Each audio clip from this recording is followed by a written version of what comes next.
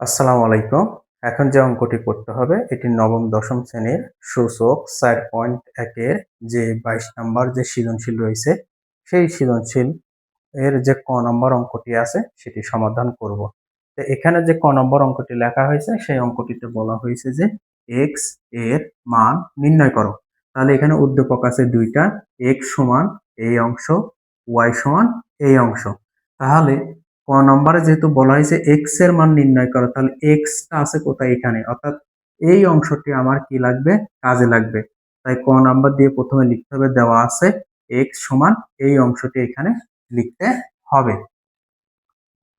অর্থাৎ x এর মান বের করতে হবে। তাহলে এখন যে কাজটি করতে হবে, 2 করতে 2 ইন্টু a পাওয়ার -1, আমরা এটাকে লিখতে পারি 1 ডিভাইডেড a, প্লাস 3 করতে 3 b পাওয়ার -1, এটাকে লিখবো 1 ডিভাইডেড b।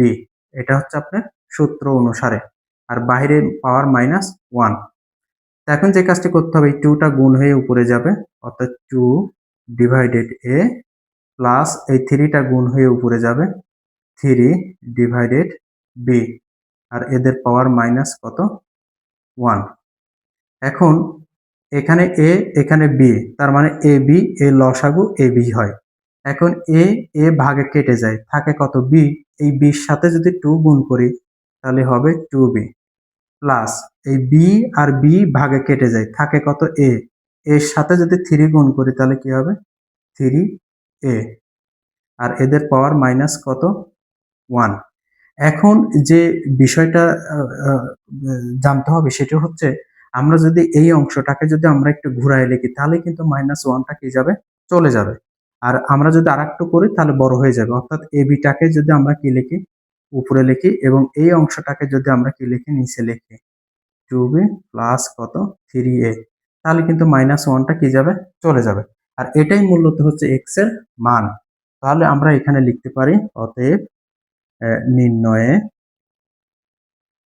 নির্ণয়ে x এর মান, নির্ণয়ে x এর মান হবে আপনার ab divided 2b plus 3a। এটাই হচ্ছে আপনার x এর মান, এবং এই অঙ্কটি কিন্তু বইয়েও আছে।